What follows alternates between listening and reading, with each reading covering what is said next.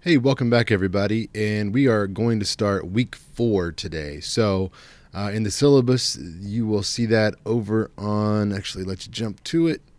This is on page 8, the second page of the schedule. And so, the fourth week, we're going to talk about annotated bibliographies. And that'll be due next time, not this week, but next week, week 5. You see that here under week 5.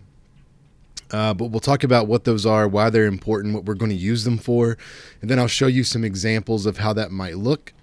Then we're going to look at a couple of different worksheets, and one of those will be due at the end of this week. So on Sunday, your roadmap to research worksheet will be due. More on that in just a minute as well. And then we'll look at reading and understanding academic research. What I've tried to do over the past few years is put together a glossary, if you will, of terms that will be useful to people who are reading some research that you're going to need to read to write this paper or to do this project. And I want to make sure that we're all on the same page as to what some terms mean that you're more than likely going to encounter. Also, what we'll do is talk about the potential topics that you all submitted for last week. Those were all fine. And we'll try to just take a look at them and see how they would fit with what we're talking about today. So one thing I do want to point out just briefly is this week starts on page 20, I think 24. Just kidding, 23. And there's the annotated bibliography worksheet. Again, coming back to that. But the roadmap to research worksheet on page 25, this is what's due for this week on Sunday. And then there's a research question worksheet that you see there as well. You can do these as one document if you want to, or you could do them separately. We'll talk about these. But what I really want to point out is that if you go back to the top to where we have our assignments listed, if you look at assignments number 4 and 5, they are listed separately. One says it's a topic and research questions. The other one is theory and methodology identification. So combined, those are the worksheet, just so we're clear. Don't think that these are completely separate things. That's what I was getting to in the bottom, the second worksheet, I guess the third technically, where it has the bubble and you write your topic in and you brainstorm from that. That is topic and research questions. And then the one with the list of questions is the theory and methodology identification worksheet. So 5 points each or 10 points for the entire assignment. Again, annotated bibliography next time, not this week. So let's jump back down and go to page 23. Talk just for a few minutes about the annotated bibliography. I know it's not due until the following week, but I want to give you plenty of time to do it. So, now you've got 2 weeks before this is due. A week and 6 days. And I want you to understand why we're doing this and what this might look like. So I've given you a worksheet here where I tell you could lay it out like this. You've got the source and the type of source. You're going to tell us why it's credible, how you plan to use it, and then maybe a specific piece that you want to use. So the ideal situation here is that you are doing some research. You have found a journal article, let's say, and you think, man, this is really what I want to use. So list it out there. Give us a citation of some sort. It doesn't have to be an APA, although that is another option you could do. Hang on to that thought. But just give us the information so I could find that source if I needed to. Tell us why it's credible. If it's a peer-reviewed article, then you can just say that. If it's a news source, you could talk about why the news source is credible, that kind of thing. How do you plan to use it? I don't know. Maybe you could talk about it in a very a way to describe a problem that you see, in a way to explain something that you see, in a way to solve an issue. I don't know. And so you give us an idea of how you may use it in your larger work. And then the last box there Is there something specific? Did you find a statistic that jumped out at you, or a passage, or a quotation, or what was it about this piece that made you think, yeah, this is a good one for me? Now, it's possible that you want to use a lot of different things from the article, and that's fine. In that case, you could just write down, there are multiple areas of specific information that I want to use, and that's good enough for us. What I will tell you, though, is the more work you put in on this assignment, the easier future assignments will be for you, because you're going to already understand what it is, how you're going to use it, and what you're going to use. So again, it's sort of work now, work later. But for the assignment, at least, you could do a worksheet like this one. Now, I think it stretched into an extra page there, so you've got 3 boxes. But the assignment details above in the syllabus tell you that you need more than 10 and fewer than 20.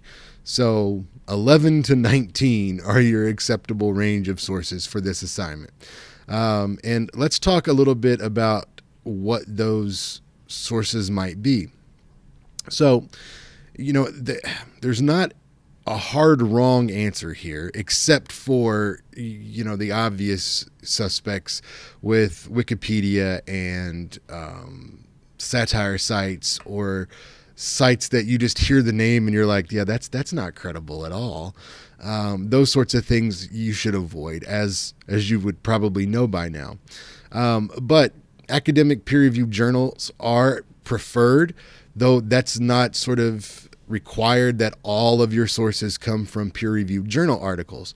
But the key thing is making sure that your articles, your documents, your sources in general are credible. And there's a couple different ways that you can go about checking for those things.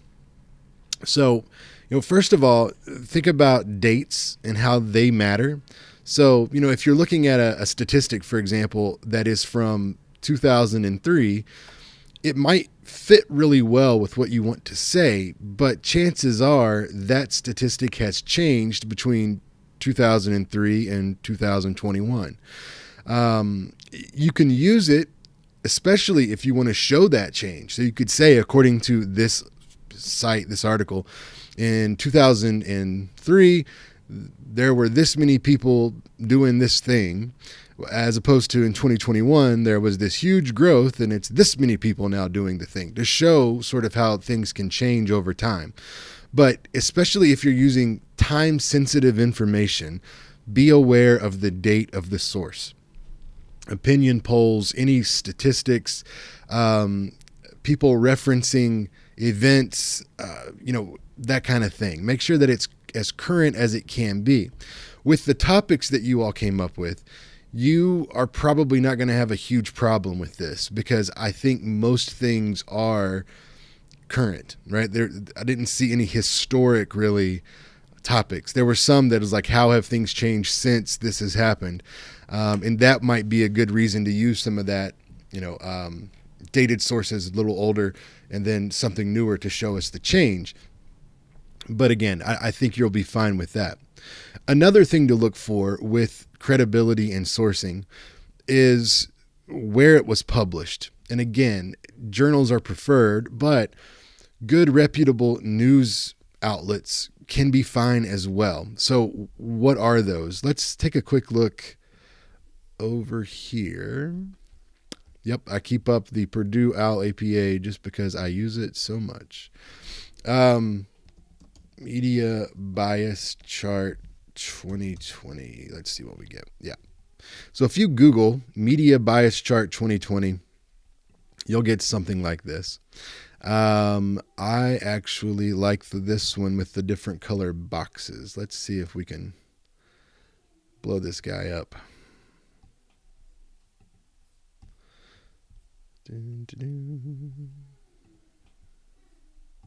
Maybe. So this is an organization. You see it up here, Ad Fonts Media. They are really good about giving us an idea of what is effective and what's not in terms of media outlets. There are some that are really nice to use and others that aren't so much. So I'm trying to just get a big view. Let's see if this will work. Of the chart. Okay. So what I want to point out here is the way the chart runs or sort of is laid out is that at the top, you've got fact-based information. And at the bottom down here, you've got either opinion, and you see it over there, opinion or incomplete stories, maybe unfair messages, propaganda, all the way down to just made up BS, basically. And you see the examples of those down there. We've heard of a lot of these, right? I mean, InfoWars, for example, Breitbart, Occupy Democrats, that kind of stuff. It's kind of garbage once you get below this orange line here. So you probably want to stay away from anything below this orange line. And that does include some places that, people may find something they think is good. So like the Palmer report down here, if you're not familiar, it's laid out to look very credible. And some of their stuff is, but not all of it. So you can't trust it like you would some of these other sources up here. Another one like Fox News or Daily Mail, New York Post, Daily Caller. We hear those names and sometimes think, oh, that's not too bad. But if you're using news agencies, make sure that you're keeping in mind what's below and above that line of, we'll call it the BS line. Now, as you move up, you'll notice that there are some things in the center here, and then there's some sources on the left, some sources on the right. So these in the green box are sort of the ideal sources to use in order to make sure that you're not getting too much bias one way or another, like liberal or conservative, and that you're staying with mostly just fact and very little opinion. And so I won't read all of these, but you can see some of them. You've got NPR, Bloomberg, C-SPAN, Reuters, AP. AP's at the top of the heap up there with Reuters. ABC News, CBS News, PBS, NBC News. Well, that helped. Notice real quick here, though, the NBC News is listed right there, but MSNBC News is down here. It's still above the line of BS, but it's much further to the left than NBC News. So it's owned by the same company for the most part, but it's more MSNBC is more partisan, more liberal, whereas NBC News, like the 6:30 show that comes on your local NBC channel, that is going to be much more reliable. Others, you see BuzzFeed News has actually made its way up. That's very nice. ProPublica, The New Yorker, Wall Street Journal. Let's see, Washington Post, New York Times, The Hill. So again, these are all good. Times, Forbes, just Time magazine. If you go over here, you're getting to the left. Now, if you're in this box on the left, this orange box, stay away from it because it's too liberal. If you're in the right over here, stay away from it because it's too conservative. The things that are sort of here and here, which, does include CNN. There's that MSNBC again. What other things are over here that are popular? The Washington Examiner, the Washington Times, Business Insider is good. So if you use one of these, make sure that you understand that there is some bias there, and you can just account for that in your writing. As long as you understand what's happening, it doesn't mean that everything that these agencies put out is useless. No, that's far from the truth, but you'll want to maybe read it with a skeptical eye, if you will. So if you want to be super safe, right there, the green box is where you should live. So you've got these peer-reviewed journal articles. You've got other outlets that might work too. Again, in order to find that, I just Googled Media Bias Chart 2020. I'll actually leave this up for a second, and when I post a video, I'll post a link to this. So we'll go to a different tab here. Other places that you can find really useful information, especially if you want opinion or attitudes about things. Do things like Pew Research Center, and let's just take a quick look there. This is really statistics heavy, but if you wanted to look at, let's just say, social media communication, because that was a popular topic. We'll talk about those topics in a minute. Let's see what we get. So you've got different things. You'll have to be a little more specific on what you're looking for, but we'll just go with this one to give you an example. So you'll see here, median GOP lawmaker now gets more audience engagement than median Democrat on both Facebook and Twitter. So you could take a look at those if that's what you want. Maybe you're talking about political communication and social media. That would be something useful for you, I imagine.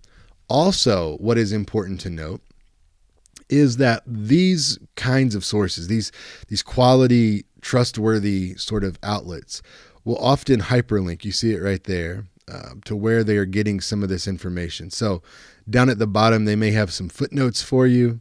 They may have links to other documents that's important. So here you go. If you really need some of this information, you can even get this file so you can do your own statistics on it if you want to. You don't need to be that involved. But there's going to be usually some extra information sort of within the text that you can take a look at. Here, let's do CNN. Let's just do it again. Social media communication. We'll see what we get. You can always just click on news if you're looking for something in the news. You probably know that. So let's take a look here. Okay, so when we go down and we see the U.S. government is warning that groups rely on radio equipment as an alternative to plan future criminal activities. Wow. In a stark warning Sunday, the Federal Communications Commission, they put out this warning. If you want to see that warning, click stark warning, and this takes you to the FCC. Why is this important? Well, in your research, you want to use primary sources whenever possible. So if you, for example, wanted to talk about this topic, you could improperly say, according to a CNN article from 2021, the FCC put out a warning that people could use the radio. In fact, they said, quote, and then you could give some of this quotation. But that wouldn't be the ideal way to go. Instead, you would want to say, according to an FCC warning that came out on this date, they said, and then get it from over here. Right. So if you want that public notice, you can look at it. You can pick different formats. Let's just do a PDF real quick. And there is that notice. So you can read it in its entirety. And it's only it's just over a page, if that, the way it's laid out. So, this is not deep, statistic heavy information. It's just laid out pretty clearly there. And notice even within this, like you've got a footnote, then the footnote is down here. This is a legal code. But if you're not sure what that means, copy it, throw it in, and that'll tell you. So again, this isn't hard. It's just, it takes an extra step or two than you may have been used to up until this point. But when you're doing a thesis project or final project of this magnitude, you'll want to be on the sources pretty tight. And so you'll want to use those primary sources. And again, just remember that you have lots of options and that it doesn't mean you need to have special access to anything. You've got that. So you could come down and look at any of this and maybe link out to it or see what you want to do. Parler sued Amazon. You could go there. This would be another article from CNN. So this is the original one where it talked about that. Let's see. What do we know about this lawsuit? Well, we know there was a letter that was sent to Parler from Amazon Web Services. What did that look like? Here's another story about it. BuzzFeed was the first to report this move. So now they're going to send you to BuzzFeed, you would think. Yep, there it is. Amazon will suspend hosting for pro-Trump social network Parler. Let's see if BuzzFeed gives us any good links. To allegedly coordinate the insurrection. So take us to an article about the attack on the Capitol, and you see where we're going with this. So just keep thinking about how can I get more specific, and eventually you'll run out, right? I mean, there's not always going to be a primary document that just appears, but go as deep as you can, and that is sort of the spirit of what we're doing. So again, it's not that bad. It's just an issue of continuing to look beyond what you may have looked for previously. So let's see. Let's jump back over here for a few minutes. What else might you use? You can use government resources. So, anything like the FCC we just saw, if that's credible, there could be some commercial sources that you might use. So if you're talking about Facebook, Twitter, social media, that kind of stuff, there's probably going to be some industry related publications that you're going to want to use. And that doesn't mean that it's like, a blog about Facebook. It's something that is for that particular industry. Most of you are familiar with this, but let's see if we can find a quick example here. Let me close some of these. So if we do social media industry report, let's see what we get. That's not an ad. Socialmediaexaminer.com, for example. This is probably going to be okay to use. Now, how do you know if it's okay to use? Let's talk about that for a minute. Couple things that will be good green light signals is that we have an author's name listed. So it's not just the website getting credit for it. We can find out about this author if we want to. We have a date listed. That's very good sign. Let's go down and see what we get. You can download the report. Now, let's see about the credibility of this site, socialmediaexaminer.com. So, sorry, Social Media Examiner review credibility. And see what we get. Social Media Examiner. I know this is Wikipedia, but stay with me on this. U.S.-based media company founded by Michael Stelzner. Has a weekly podcast, oversees this. Michael Stelzner is the proprietor there. Social Media Examiner, study of marketers, and businesses. Cited an entrepreneur. So if they cited an entrepreneur, maybe entrepreneur then is a better source. I don't know, but that's where I would go next, right? So I would go to their website. Oh, they're not going to link us out of Wikipedia, but I would go to their website and see what I can find that might be interesting to me there. So again, follow sort of the clues that you're going to uncover as you continue to look further and further into your work. So, give this thought. Be critical about what you're going to use. I will say that I would really advise you to use a majority of peer-reviewed journal articles. And let's just do a quick look at that. So, if you're not familiar with this, you could go to wow, it just blew my mind. gvsu.edu/library.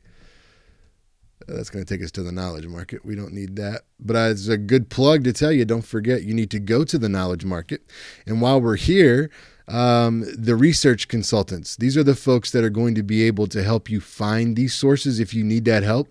They're also going to be able to help you cite them, help you write your annotated bibliography, or at least give you some information, maybe explain things in a different way about what that should look like. So don't forget that that's not only required, but it's available for you. And this would be the time to use them for this assignment. So let's take it back though. And we could start searching up here if we wanted to. That's not what I recommend. If you're looking specifically for peer-reviewed journal articles, you could go to databases. But the problem with that is that we have 352 of those. And so unless you know which one you're looking for, that could be a little bit, sketchy. I will tell you, though, that your best bet is going to be to use a very specific database, and that is this one, Academic Search Ultimate. Let's click on that and see what we have. Now, if you are more familiar with or prefer to use a different database and it still gets you what you need, by all means, feel free to use that. But if this is new to you or, it's been a while, go with Academic Search Ultimate. Now, let's see what we find with social media and communication. Now, you'll notice, obviously, that's a little different look than what you would see with Google, and it allows you to narrow some things down. So let's click search. And we have found 337,000 hits. So I want you to read each one of these. I'm kidding. Please God, don't read each one of these. Now, what we can do though here, and again, if you're familiar with this, you're ahead of the game, but you can come over and limit what you're seeing. So first of all, let's limit it to scholarly journals because that's what we're mainly interested in. And that has taken us down about 100,000 articles. Now, let's also ask for full text documents because I can tell you from experience, you definitely want to have the whole thing there. If you find an abstract that looks promising and then you can't get it, that's kind of a buzzkill. So we'll stay away from that. And we'll make sure references are available. Where are we now? Oh, we're down to 41,000 articles. Let's go ahead and bump up our publication date because we want to be current. So let's take it just back to 2015. So just 5-6 years ago. And now we're down to 12,848. And what else do we want to pull out of here? Let's do academic journals. It's only going to shave off a couple hundred for us. And from there, you're really going to have to refine your search if you want something that's not coming right up for you. So let's say we wanted to look at political communication. Let's do political. See where we get. I cut them in half almost, 6,892. Again, you can keep going and adding things if you want to get more specific. So if I wanted to look at Republicans, see what we get here. Down to 709. Let's see if we want to look at campaigns and social media use by Republicans. 456. You see the point here. So you're going to have to play with this. Give yourself some time to find these. It's not just super easy all the time, though it can be. It depends on the luck of the draw, honestly. I've been doing this a long time, and sometimes you can find 10, 11 sources in less than an hour. Other times it might take 3 or 4 hours, depending on sort of what leads to what else. What I will show you, though, is if we come here to this article, just as an example, if you're using that worksheet, here's the information you need. Source, political behavior, here's the date, volume information. Got the authors right there. Here's an abstract. So you can read this abstract and decide if you like it, if you want to explore it further. Let's say you do. Great. This one happens to have everything down here. I'm going to jump down to references. And let's see, there's quite a few, as you would expect. But I can go and take a closer look and see if there's anything else that jumps out at me here. So you can look closer there and see what you've got. I mean, these are all pretty good sources. They're using them to publish in an academic journal. So you can probably trust them pretty well that they're coming from academic journals. And that is the case for most of these. Here's a couple exceptions. Pew Research, we talked about that. So just look around at this. You'll be able to find lots of good things, probably too many good things. But when you need, 11 to 19, that's not a bad problem to have. So as I mentioned before, you can use the worksheet. That's why it's there for you. However, if you've done this before and you prefer to use something a little different, you can use a traditional setup for your annotated bibliography. And let me show you an example of that. Let's see if we can slide. Actually, let's just shrink you down. Those are the questions you all came up with. Here we go. So this is a annotated bibliography that I did a few years back for a project I was working on about working with students on the autism spectrum at the speech lab. And so I've got the citation up here in APA format. And then I've got just, again, an annotation, a brief description, a summary that's not just, a summary for anyone that would work, because some people would want a little different information. This is a summary just for this particular research project. So don't feel like you need to write for a different audience. With an annotated bibliography, the audience is you. Because what you're going to be able to do at the end of this process is go back and see what sources fit with each other. We'll talk about this more in next week's video, but the big difference between an annotated bibliography and a literature review is, well, there's a few, but one big one is that the annotated bibliography is a list of sources with information. So here's an article and what it said, what it said. Many people make the mistake of doing the same thing for their lit review. In reality, though, a lit review should be these annotations, or a form of them, collected by theme. So, if everything is about Facebook, maybe Facebook and Twitter, if that's a category you see, you might put 5 or 6 with that. Another one might be target audience information. So you might put 3 or 4 with that one. Then you may have sort of political party affiliation and what they use. You may use 3 or 4 with that one. So again, just group it up how you see fit. That's not required of this assignment, to be clear. The minimum requirement, if you use a form like this one, is that everything goes in alphabetical order by author's last name. So there we go. However, if you want to group them, that's less work you'll have to do later when you're writing your annotated bibliography. So keep that in mind as you really think about how things will evolve over the semester. It might make more sense for you to go ahead and group them together now, because you're going to be working with them. It's fresh on your mind, and you're going to have that information at your fingertips. So why wait until you maybe forget it to try and pull it back out? Okay.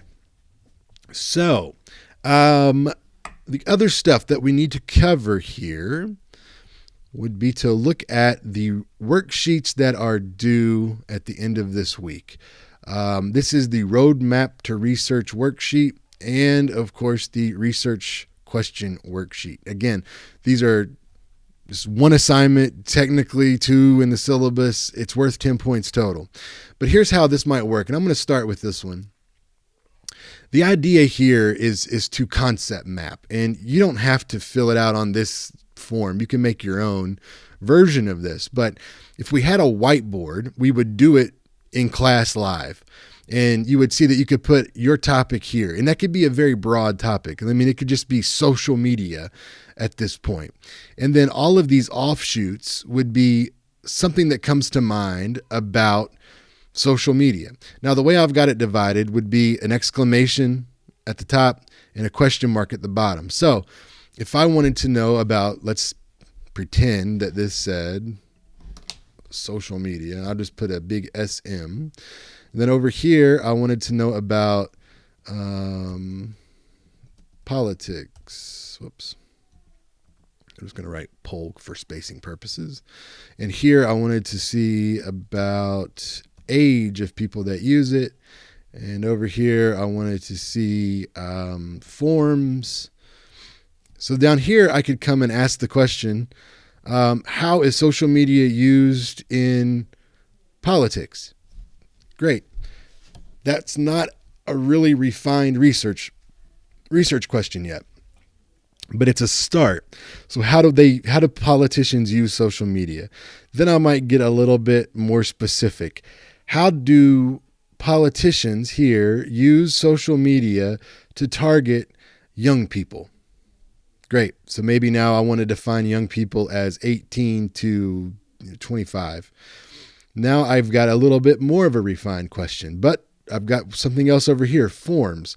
So how do politicians use social media to reach young people, and what forms? Sorry, I didn't mean to move the whole thing. Maybe we could even start over and say, what forms of social media do politicians use to target young people?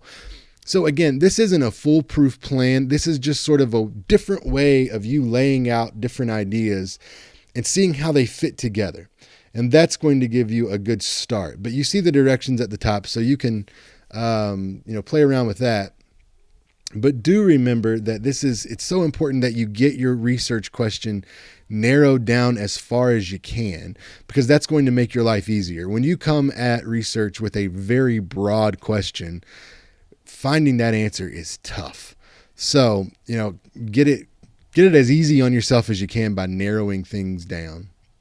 Then if we go back up here to this roadmap to research worksheet, it kind of gives you a little bit of a specific take on what we just discussed, but what are you going to focus on for this project? What's the general topic? Maybe we can just say from down there, social media and politics. What's the specific topic? Social media, use of social media by politicians to reach young people. What are you looking to find out? What forms do they use to reach young people? So what's the question or the hypothesis here? Could that be that what brands of social media are being used actively most frequently by politicians to reach young people? Okay. Maybe it's a hypothesis. If you want to go that route, you might say things like, well, we can make the assumption that more young people use things like Instagram than Facebook. So maybe we could say we're making the hypothesis that Instagram will be used more by politicians to reach young people than will Facebook. Is that what we're trying to test? I don't know, maybe.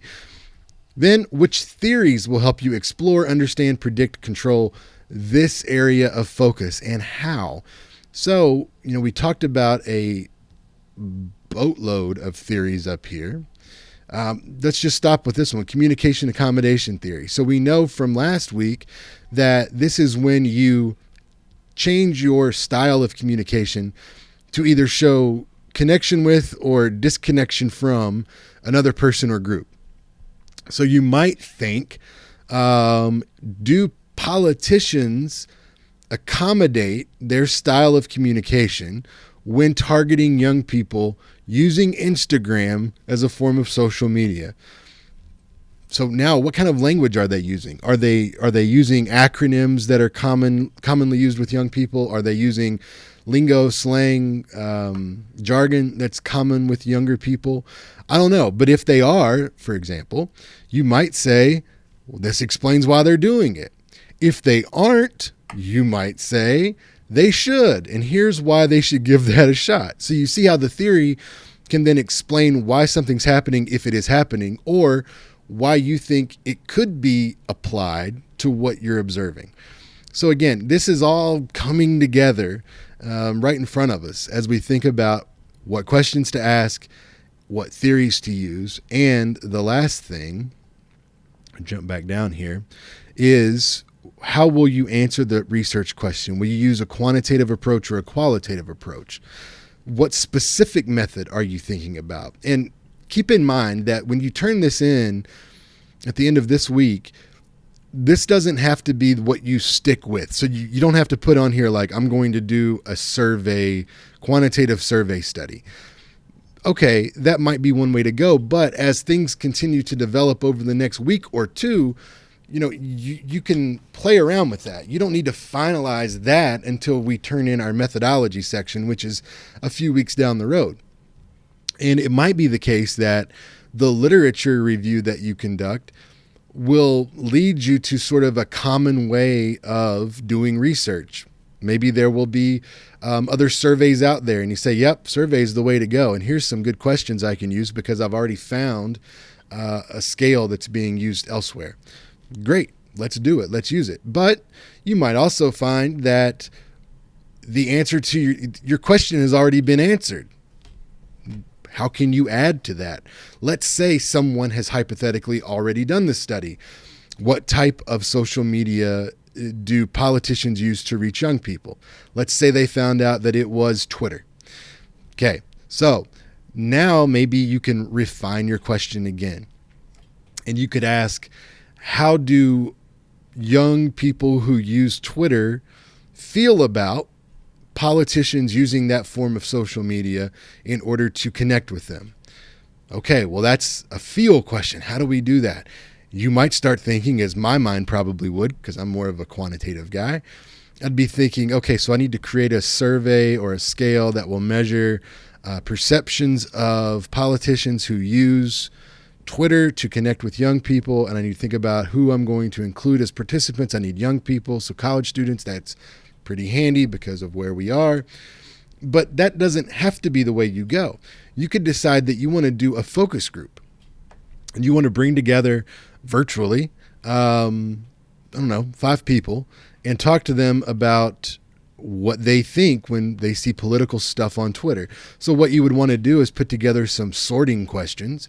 So in order to figure out who's in the social or the focus group, you would, ask things like, do you use Twitter? That'd be a good one to know. If they say yes, it would be, do you see political information posts on Twitter?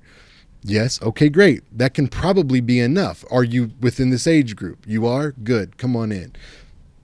And those would be the people that you would want to try to put together in a room, a virtual room, and talk to about what they feel when they see political messages from politicians via Twitter. And then you can, if you'll go back to our approaches that we talked about before, you could probably use something like narrative so that you could hear each individual story and then restory maybe all of that together, or you could do some sort of a combination between narrative and phenomenology where you capture the experience of these 5 young people as they see these messages and what their reactions are. So you've got options with this. Again, this doesn't have to be completely final right now. This just needs to be evidence that you're thinking about how you might handle this when the time comes. So, let's, as more examples with this, jump over to your potential topics. I sorted those into 6 categories, but as you see, the last 3 are just sort of out there. A couple of them could have overlapped, but the big 2 areas that emerged for you all and your interests were social media or digital media and nonverbal communication. And some of those, again, were put together. So the first one, how has workplace communication changed since the emergence of social media? It's a really good question to ask. You're probably going to find things like, workplaces use social media. Okay. Is that its original intended use? No. That's why it was called social media, right? Not work media. But how do people feel about that? There's been a lot of studies on this. So you're probably going to be able to answer the question, how do people feel about their work using social media? Is it more convenient because, hey, we're on there anyway to see what our friends are doing? Or is it something they want to keep separate, sort of social life, work life? They want to balance those and not have them in the same social media outlet. Are they concerned that their boss will see certain things that they post or like? Could that be used against them in a hiring or promotion situation? People have worked on this sort of stuff before. But this question says, how has workplace communication changed since the emergence of social media?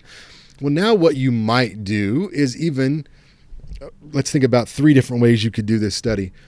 One, you could make a survey that asks people about their satisfaction with workplace communication, and you could do half of those with the directions of think about face-to-face communication at the workplace.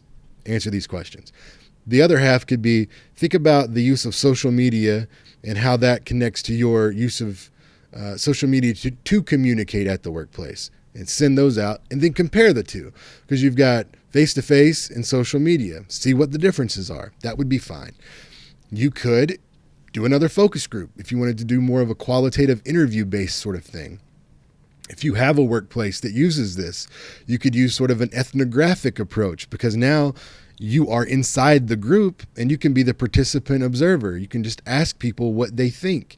You probably want to set up a little bit of a formal interview, or at least some way to get their words down. And real easy way to do that is to send an email to everyone, and then you have those responses in writing. You could use that. That's still qualitative. Or maybe you don't want to talk to anybody or see what's out there in terms of actually doing a survey or a focus group. You could do a content analysis. Since there is so much work out there that is dealt with workplace communication and social media, you could just go and find 15, 20 studies that have already been done on this topic, or that at least relate to this topic, put all those findings together and see where the commonalities are. That would work. That's sort of a meta approach to what you would be doing here, but that's still a content analysis. It would work just fine. So you've got options. And that's a really good question. Similarly, what nonverbal communications have been developed online through social media platforms? Now, this one could use a little bit of clarification. So, first of all, and this isn't because of the way the question's written, but we need to understand nonverbals can be things that we say, but really the way we say them, it's as opposed to the words. So the words are the verbal communication. But if I said, "Oh yeah, that was a great study," you see that I say the words, "That was a great study," but my sarcasm that you're reading from those nonverbal cues tells you that wasn't so hot. So, that would be some nonverbals that you could explore. So just identify more specifically what kind of nonverbals you're looking for.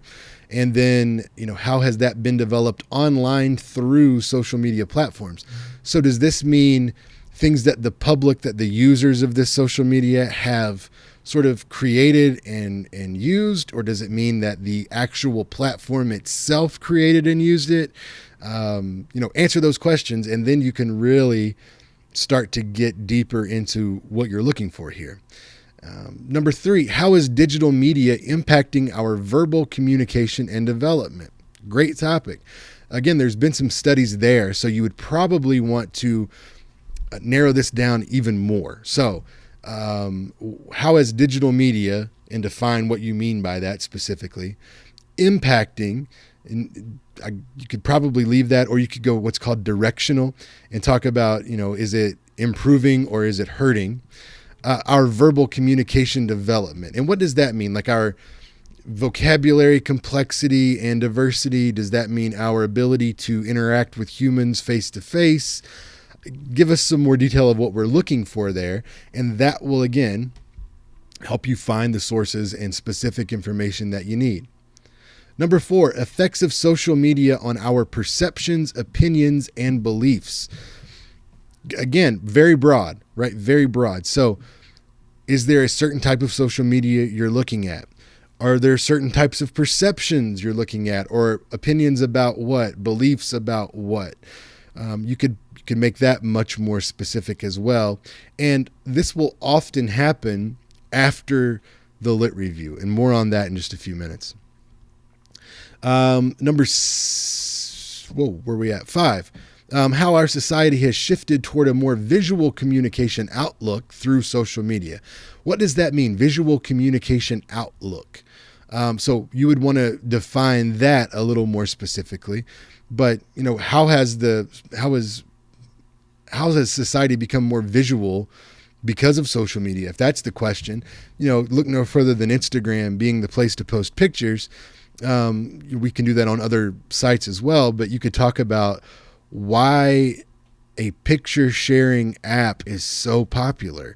I mean, what about that makes it so attractive to people that they want to be on it, part of it, contribute to it? More so than, other more text-based outlets like a Facebook or a Twitter maybe. Number 6, communication or communicating through social media. That's super broad, right? So the possibilities are almost endless with that one. So, do you want to talk about verbal, nonverbal? Do you want to talk about a particular style of communication? Is it between people? Is it public communication where you put it out there for everyone to see? What exactly do you want to look at when you say communicating? And then are there specific forms of social media you want to consider? And number 7, how has social media ruined communication? This one is tough. Now, this might be how you feel, that social media has ruined communication. But again, a couple things. One, don't approach the topic with this prejudged sort of mindset that it indeed has ruined communication. Because besides that, you'll want to be a little more specific. Like, what about communication has it ruined? Is it that, we speak more online, so we don't speak in person as much and we're not as good at it? There's a big debate in the comm world. Every conference, every time now, people talking about, has social media hurt personal, like interpersonal, face-to-face communication, or has it just changed it? And there's a big difference between hurt and changed. We may not like the change, but does that mean it hurt it? If we say yes, what is the evidence of that hurt? And so those are the things you'll want to think about with a topic like this one. Okay, the next big category, nonverbal communication. A few of these were possibly overlapping, but the number one there, what role does culture play in interpreting nonverbal communication? The short answer is lots. It plays a huge role. So with this one, I think there are some things that we interpret nonverbally that are universal. And I'm thinking of really the smile as being one that most of us can consider universal. There's actually a small group of people in the Himalayas that don't smile when they're happy. They'll smile when they're angry. And that's a warning sign to you. It's like an animal baring its teeth, but it looks like a smile. And so that would be the only exception. But we could say basically that this is a universal thing. So does culture matter in that one? Very little. But there are other things where it matters a ton. I mean, simple things like a thumbs up. In our culture, imagine you're in a restaurant in Grand Rapids, and the server comes over and they say, "Oh, how's your meal?" And your mouth's full. So to be polite, you go, fine, no problem. We know what that means. If you go to Australia, for example, and the same situation arises and you give the same nonverbal, I mean, that is the equivalent there of giving the finger in America, right? Big difference for us, and it's a big difference for them too, but not in a good way. So culture absolutely matters. In Nigeria, it's a fun one. This. So if one man sees another man and does this, right? 1, 2, 3. Put their hand down. 5 fingers up. That's saying to that man, and I wish we had an expression for this in English, really, but your mother is so promiscuous, there are 5 men who could be your father, and she doesn't know. That's what that means, right? So that's a Nigerian culture thing. So I think you'll find that it plays a large role, but maybe you could look at specific roles that it plays, or specific cultures, or specific nonverbals. Number 2, you want to know if or how nonverbal communication differs depending on economic and social class. Great topic. Absolutely. I think we all know already that different groups of people have different behaviors, communication behaviors, whether that's something like slang, for example, but it could also be pronunciations. So, I'm trying to be young again, right? So like if you're a YG fan, he is a member of the Blood Street Gang. And so he won't use the letter C, or at least he tries to avoid it. And so you've heard things like "boolin' on the block," right? Because he doesn't want to say "coolin' on the block," because that's C and that's Crips. So that culture, that social class or group anyway, determines how that word is pronounced. There's a guy named William LaBeouf who did a study in the 60s in New York And I actually replicated this in the early 2000s. But it is when you divide up stores, department stores kind of, into different economic tiers. And so, for example, my study, I looked at Walmart as a base bottom level, J.C. Penney as a middle level, and then a Belk, which is like a Macy's, at a higher level. And I wanted to see if there was a difference in the way people who worked at those stores, the employees, spoke. And so I needed a word or a sound that I could get out of them.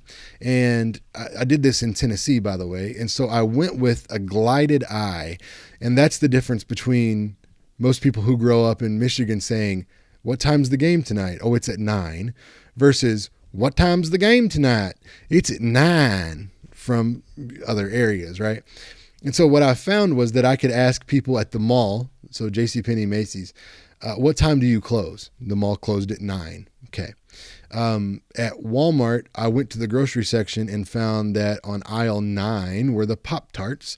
So I would ask where the Pop-Tarts are. And so what I found was that at Walmart, every single person I asked, and I think there was like 7 that worked there, said 9. Aisle 9. They're in 9. Or go up there, and even some of them walk me to it, and I'm like, "What aisle is this now?" So I remember, and they look up aisle 9. "Oh, okay, thank you." Then at the mall at JCPenney, it was half and half. "So what time do you close?" Half of them, there were 6. 3 said 9, and the other 3 said 9. And then I went to Macy's, and there were 6. 5 said 9, and 1 said 9. Now, the hell does that matter? What are we learning from that? Well, the theory would be communication accommodation, in that people who work at these stores have an expectation of how their customers speak. So if you got a little more class, you got a little more money, maybe you're going to be at this higher end store versus a little less money. I don't know that that means less class, but you're at a lower social class. That could mean that you may go to Walmart and that you're sort of this everyday person, if you will. And so they pronounce things as they thought that their customer would expect them to. So, boy, yeah, nonverbals do change. So you could look at anything along those lines. And that is what a hard cut looks like. Sorry, I ran out of space, had to make some room. So we were talking next about the role of nonverbal communication in romantic relationships, and that is huge as well. If you've ever been in a relationship, you know this already, but think about 2 very simple questions, or words to one question: "What's wrong?" And then an even simpler singular word answer: "Nothing." The way that nothing is said really matters, and that is all about nonverbals. But if you think that your partner means the same thing, whether they say nothing, nothing, or nothing, right? That's what you've really got to be aware of when this is applied to relationships. And number 4, what nonverbal communication is used in the presentation of ourselves. Boy, that one sounds great. That one we could go to theoretically, the Goffman stuff, the looking glass self stuff. I mean, lots there. By the way, in romantic relationships, you could do relational dialectics if that's something you're interested in. But with this question, nonverbals and the presentation of ourselves, of course, clothing definitely matters. There's going to be a ton of stuff out there on that. But I think you could definitely combine the two, clothing and social media, and talk about what do we do on social media that is different when we're communicating about ourselves. What comes to mind for me are I don't know the technical term, like the wannabe Instagram models, right? It's like, "Oh, look, I did all these cute poses," or whatever that is. Like, but why? Because maybe that just lets people know that you like yourself and that you are proud of yourself. That's cool. Maybe it tells people you're conceited. Maybe it tells people that you want to be a model. Who knows? What we do know is that in communication, the meaning lies with the receiver. So it's really up to whoever's watching you or looking at your social media as to what you mean. Seems kind of strange, but you might get deeper into that to see if those meanings line up. Number 5, how do people communicate through body language? Again, so much information out there on that one. You'll want to think about if there's certain body language, which, by the way, we'll just call that nonverbal. You won't say that body language very much. That's more outside the discipline language, but I know what you mean. And yeah, we can do anything you want with that. Under visual communication, there was one that just said communicating through photographs. I think that's really a good idea. I mean, that could fall into that visual comm. You could go to social media if you wanted to look at something like an Instagram or another photo sharing site. You could talk about why we take photos. I mean, maybe that's sort of like, the Instagram model thing, or why do we preserve memories with photographs, and what does that communicate, both that we do it and the content of the photograph itself. Lots of options there. That could go into schema theory. There's others. There's called collective memory that might be applicable for that one. Number 2, how visual comm can be a position of power in showing others who may not experience the same things. I'm not sure what this means. That would need a lot of decoding and sort of clarifying, but if it means what I think it means, and that is we like to take pictures of our best life and post those so that we can show others how great we are, if you want to think of it that way. So like, I went on vacation to Hawaii, I'm going to post all these pictures, not because I really want to share my vacation pictures with people, but I want you to see that I have the means to travel to Hawaii. If that's the kind of thing, I think that's a great study to look at. Going to the next category with the single questions now, interpersonal/organizational. How has interpersonal communication changed in a hierarchical formatted workplace?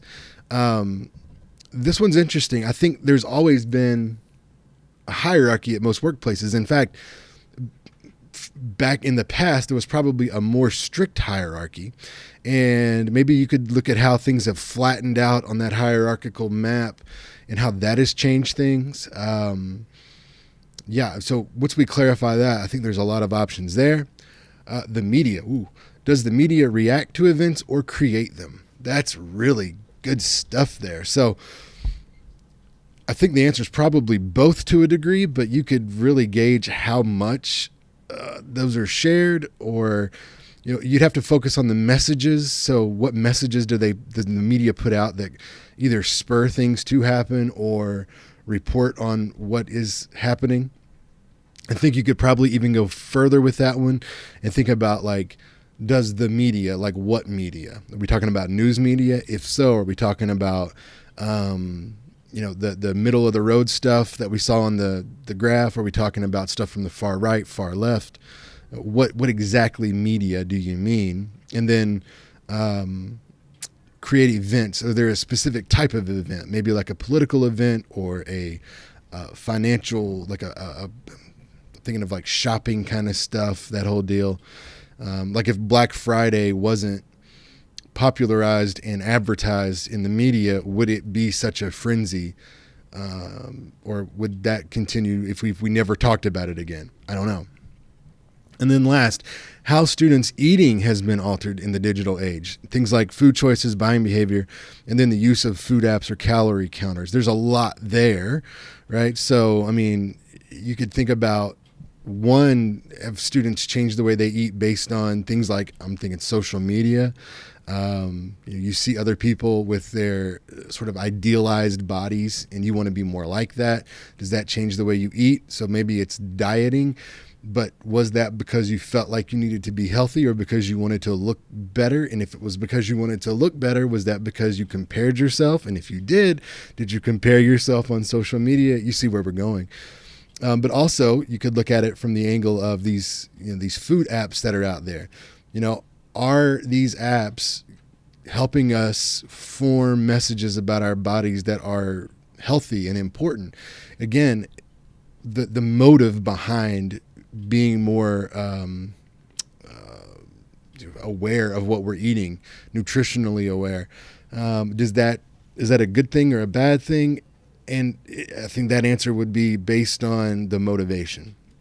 And you could definitely look at that. So again, all these topics I think are fine. Some will obviously need a little more sorting and cleaning up, but you can definitely do that. Now's the time to do it because you're going to want to decide on this for next week or the end of this week when you do that roadmap that we just looked at a few minutes ago.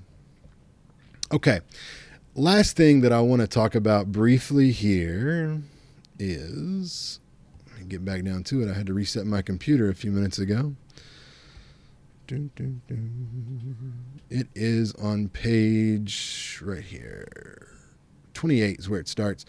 Reading and understanding academic literature. So as you go through and see some of the documents you're going to read, the journal articles, etc., there may be some question about what some terms mean. So here is this glossary that I've put together.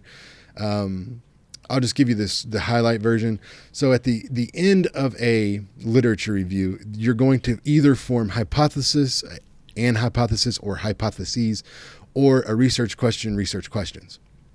The idea there is if there's enough information already out there for you to make an educated guess, a prediction about what will happen, you should probably use a hypothesis. If there's not, you should use a research question because you're in the exploratory mode at that point.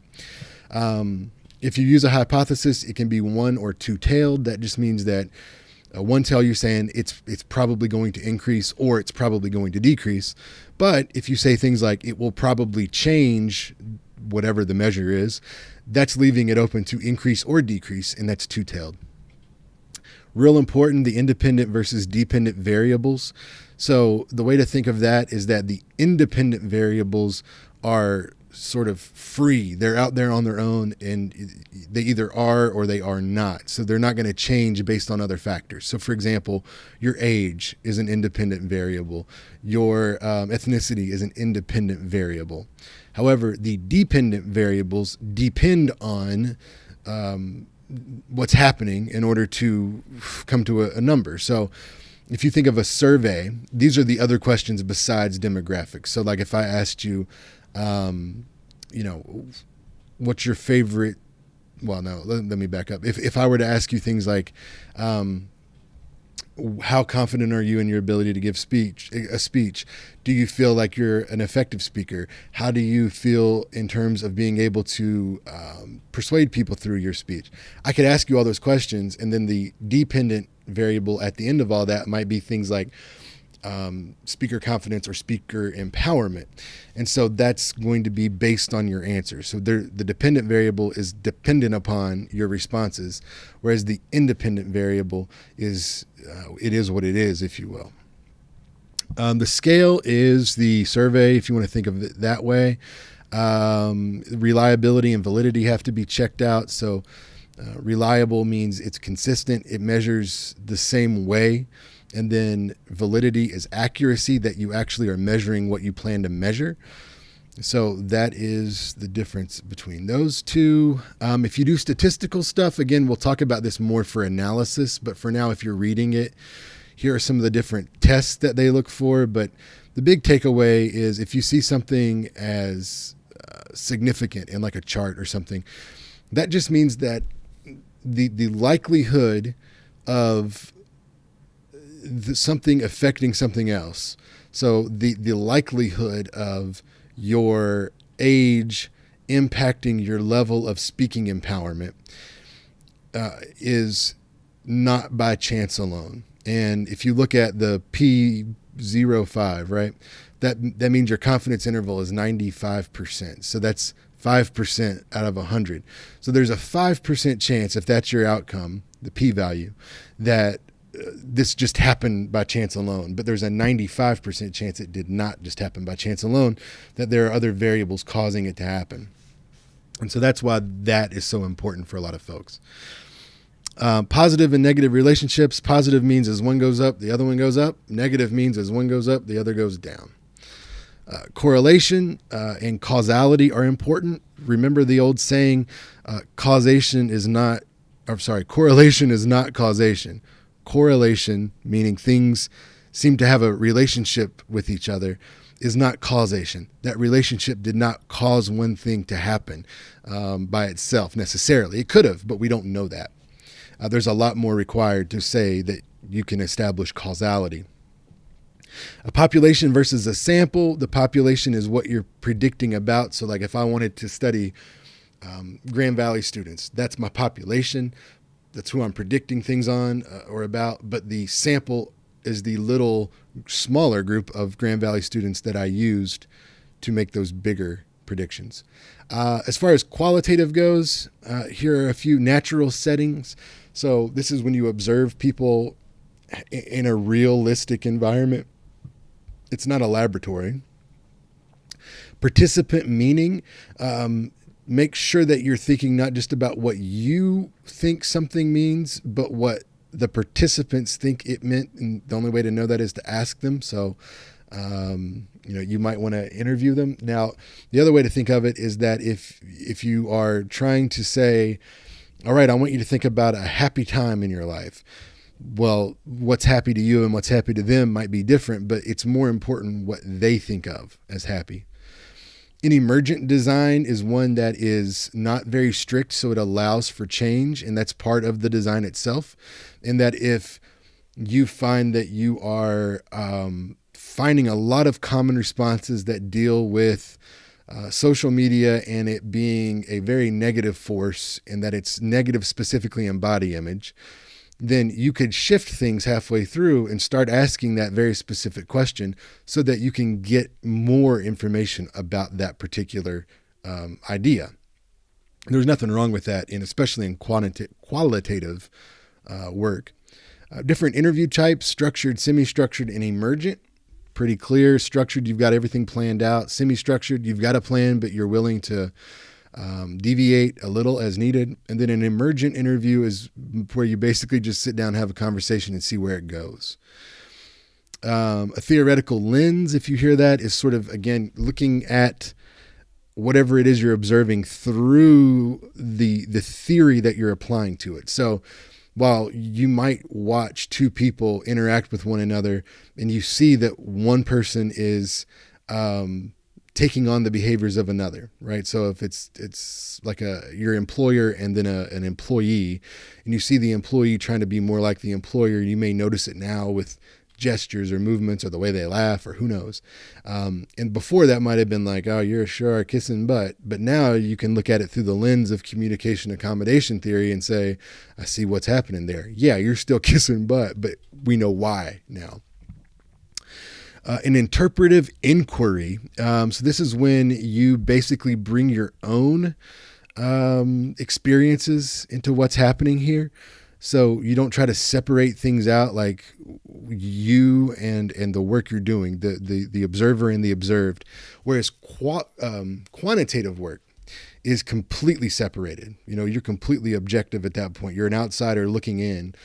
As opposed to this interpretive inquiry, you're thinking about how you interpret your own experience and bring that into account. A holistic account is really when you take something from multiple viewpoints, and that's all you need there. And then the constant comparative method, I've mentioned this a couple weeks ago, but if you are doing qualitative work where you're going to find themes in responses, so you interview 7 people and you find that they all said the same thing about 3 different topics, then those are your themes. And the way that you would make sure that those are the only themes is that you would look at those 3 big themes, read the interviews, watch the interviews, whatever, again, and then see if there's any parts that don't fit in those 3. And if there are parts that don't fit, well, there's another theme. And then you do it again. And then you add another one if you need to. And you keep doing this until there are no more themes to add. And that's how you know you're finished with a lot of qualitative work.